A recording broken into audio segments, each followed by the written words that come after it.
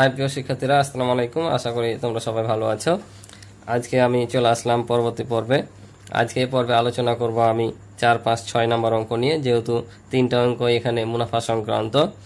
আর মুনাফা সংক্রান্ত অঙ্ক নিয়ে আমি বিস্তারিতভাবে আলোচনা করেছি আমার দ্বিতীয় পর্বে, দেখবা ধারাবাহিকভাবে দেওয়া আছে। দ্বিতীয় পর্বে আমার ওখানে বিস্তারিতভাবে সরল মুনাফা কি, সরল মুনাফা কাকে বলে, এগুলো সূত্র সব দেওয়া আছে। ওই ক্লাসটা করলে তোমরা বিস্তারিতভাবে জানতে পারবে যে আসলে সরল মুনাফা কি, মুনাফা সূত্রগুলো কি। ওগুলো আমি আমার ডিসক্রিপশানে আমি লিঙ্ক দিয়ে দেবো, তোমরা সেখান থেকে দেখে নিতে পারো। তো আমরা কথা না বাড়িয়ে 4, 5, 6 নম্বর অঙ্ক করি।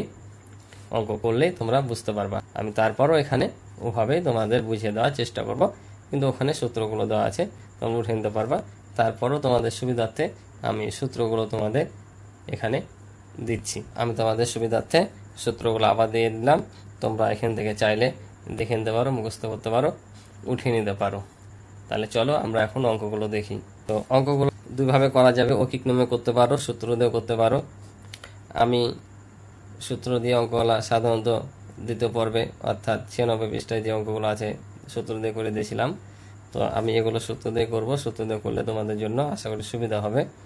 তো চলো 4 নম্বর অঙ্ক কি বলছে আমরা দেখি। বলছে বার্ষিক 15% মুনাফায় কোনো ব্যাংক থেকে কিছু টাকা ঋণ নিয়ে 1 বছর পর 1680 টাকা মুনাফা দেওয়া হলো। আসল কত ছিল? তাহলে এখানে আমাদের কি চেয়েছে? আসল চেয়েছে। তো আমাদের এখানে আইটেমগুলো কয়টা? 4টা। কি? মুনাফা, আসল, সময় আর মুনাফার হার। 4টা এখানে আমাদের আইটেম। 4টা আইটেমের মধ্যে একটা আইটেমের সর্বদা মান বের করতে বলে। তো আমাদের এখানে আসল চেয়েছে কত টাকা, বলছে আসল কত ছিল, আসল চেয়েছে। তাহলে আসল যদি চাই তাহলে আমরা এখানে দেখে নেব কি কি দেওয়া আছে। এখানে দেওয়া আছে দেখো, বার্ষিক 15% মুনাফা, অর্থাৎ মুনাফার হার 15% দেওয়া আছে। কিছু টাকা ঋণ নিয়ে, কিছু টাকা মানে কি? আসল। যেটা আমরা ঋণ নিই বা ব্যাংকে জমা রাখি বা ব্যবসা বিনিয়োগ করি, সে টাকাটা কি? আসল। অর্থাৎ কিছু টাকা ঋণ নিয়ে, অর্থাৎ আমাদের আসলটা এখানে কি আছে? গোপন হয়ে আছে, অর্থাৎ আসলটা আমাদের বের করতে হবে। আর 1 বছর পর এত টাকা, অর্থাৎ 1680 টাকা মুনাফা দেওয়া হলো। তার মানে আমরা বুঝতে পারছি মুনাফা এটা। আর কত বছর বলেছে? 1 বছর। তাহলে মুনাফার হার 15%, সময় হচ্ছে 1 বছর, আর মুনাফা হচ্ছে 1680 টাকা।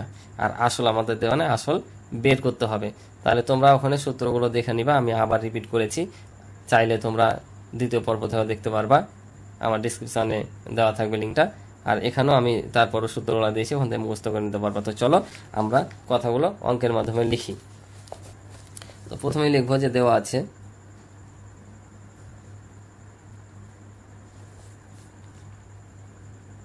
মুনাফা। মুনাফা কত দেওয়া আছে দেখলাম? 1680 টাকা।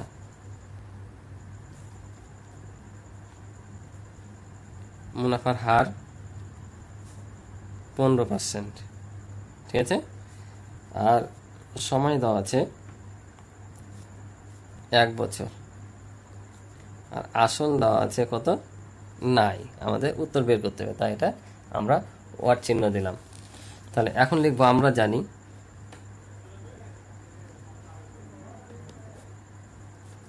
আসল সমান সূত্র কি? আসলের সূত্র উপরে মুনাফা গুণিত 100 আর নিচে সময় গুণিত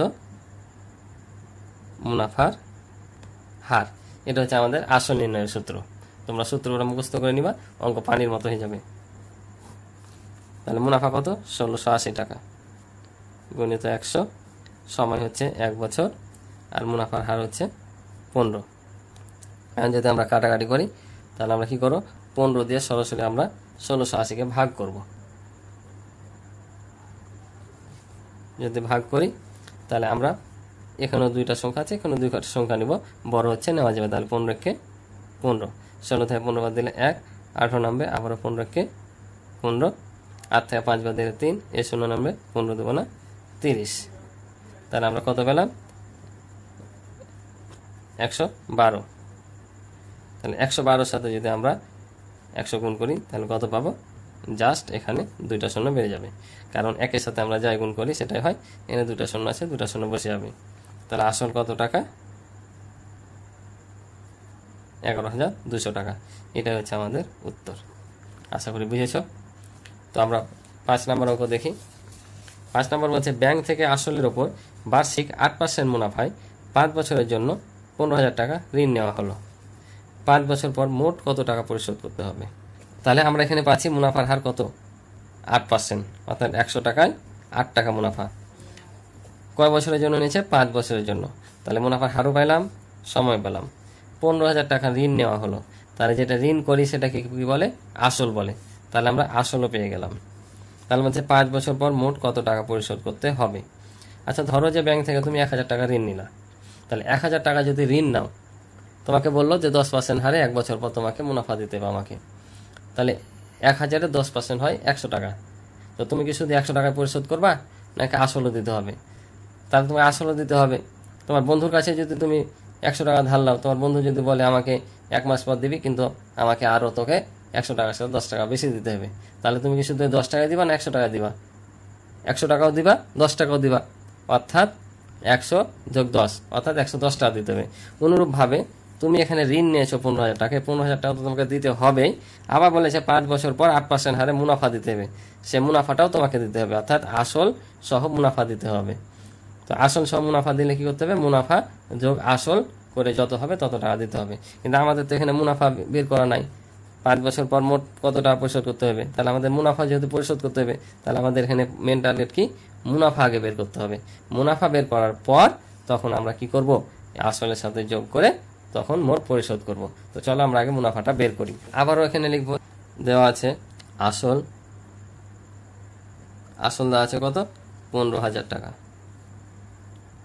যেটা ঋণ নিয়েছি সেটা হচ্ছে আসল।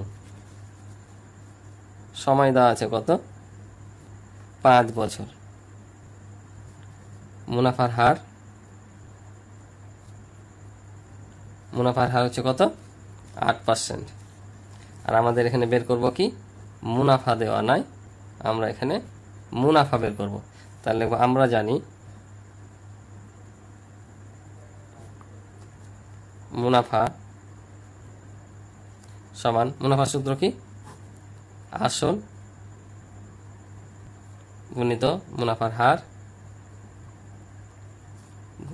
মুনাফার হার গুণিত সময় ভাগ হচ্ছে 100। তাহলে আসল আমরা এখানে কত পেয়েছি? 15,000 টাকা। সময়, মুনাফার হার কত? 8%, অর্থাৎ 8, আর সময় হচ্ছে 5। আর এই পার্সেন্টেজের জন্য 100 যেটা বসে, ওই জন্য 100টা এখানে নিচে বসে। তাহলে এটা হচ্ছে আমাদের সূত্র। ঠিক আছে, সূত্র অনুযায়ী মান বসিয়ে দিলাম। সূত্রটা মুছে রাখবা। মান 4টা আইটেমের মধ্যে 3টা দেওয়া থাকবে, একটা থাকবে না। সেটা তোমরা কি করবা? বের করবা, মান বসাবা, কাটাকাটি করবা, অঙ্ক শেষ। তাহলে এখানে 1 0 2 0 কাটা, এখানে 2 0 কাটা। তাহলে এখানে দেখো 8 আর 5 গুণ করলে 5 8 40। 40-এর সাথে যদি আমরা 15 গুণ করি, তাহলে দেখো, অর্থাৎ 150-এর সাথে 40 গুণ। তাহলে এই দুটো শূন্য বাইরে রাখলাম আমরা। তাহলে 4 5 20, হাতে থাকে কত? 2, 4 1 4 আর 2 6, আর এই দুটো শূন্য এখানে বসিয়ে দেবো। তাহলে 6,000 টাকা। 6,000 টাকা এটা মুনাফা পেলাম। এই যে 6,000 টাকা মুনাফা পেলাম, আমরা কি শুধু মুনাফাটাই দিব জমা, নাকি আসলও দিতে হবে? নাকি শুধু আসল দেব আর এটা দিতে হবে না? দুটাই দিতে হবে। এখানে আমাকে যেমন 15,000 টাকা ঋণ নিয়ে সেটা পরিশোধ করা লাগবে ব্যাংকে। ব্যাংক আমাকে শর্ত দিয়েছিল 5 বছর পর 8% মুনাফা দিতে হবে।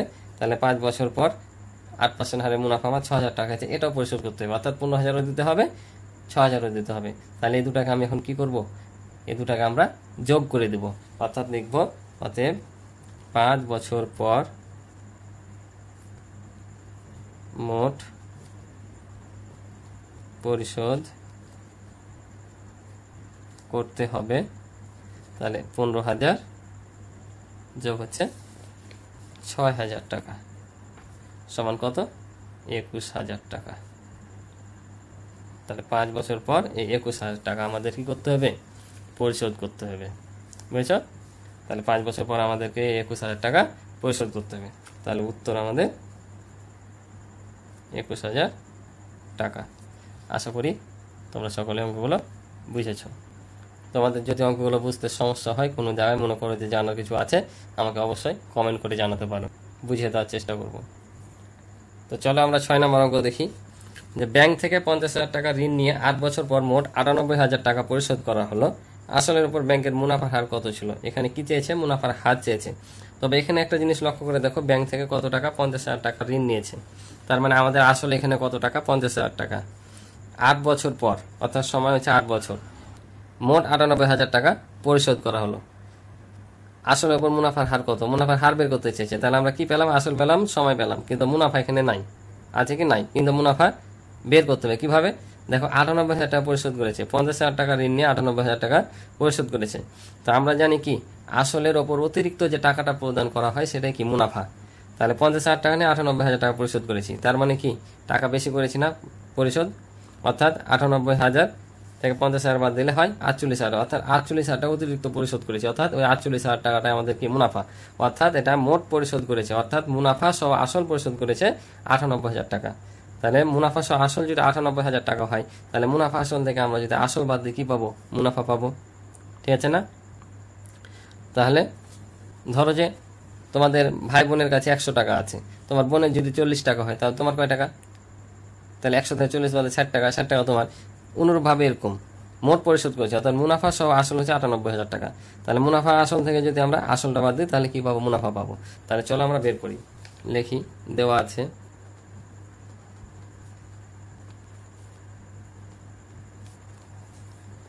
আছে মুনাফা আসল, মুনাফা আসল 98,000 টাকা, আর আসল হচ্ছে 50,000 টাকা। তাহলে এটা থেকে এটা বাদ দিলে আমরা কি পাবো, মুনাফা পাবো। মুনাফা আসল থেকে আসল বাদ দিলে কি পাবো, মুনাফা পাবো। কত, 48,000 টাকা। তাহলে মুনাফা পেলাম। আর আসল দেওয়া আছে কত টাকা, আসল তো দেওয়াই আছে এখানে, আর লেখার দরকার নাই। আসল হচ্ছে 50,000 টাকা। তাহলে আমরা এখানে সময় লিখব, সময় হচ্ছে কত বছর, 8 বছর সময়। তাহলে আমাদের কি চেয়েছে, মুনাফার হার চেয়েছে। তাহলে মুনাফার হারের সূত্র ফেলে দিই, তাহলে আমাদের কি হবে, অঙ্ক শেষ। তাহলে লিখবো, আমরা জানি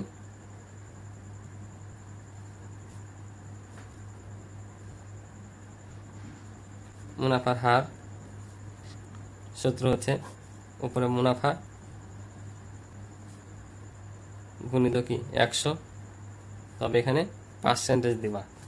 মুনাফার হার মানে কি, শতকরা, শতকরা, অর্থাৎ এখানে পার্সেন্টেজ নিবা। আর নিচে কি হবে, আসল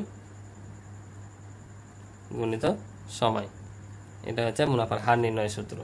তাহলে যখন মুনাফার হার বলবে তখন শুধু এখানে পার্সেন্টেজ নিবা একটা। তাহলে মুনাফা কত, 48,000 গুণিত 100, আসল হচ্ছে 50,000 টাকা, সময় হচ্ছে 8 বছর।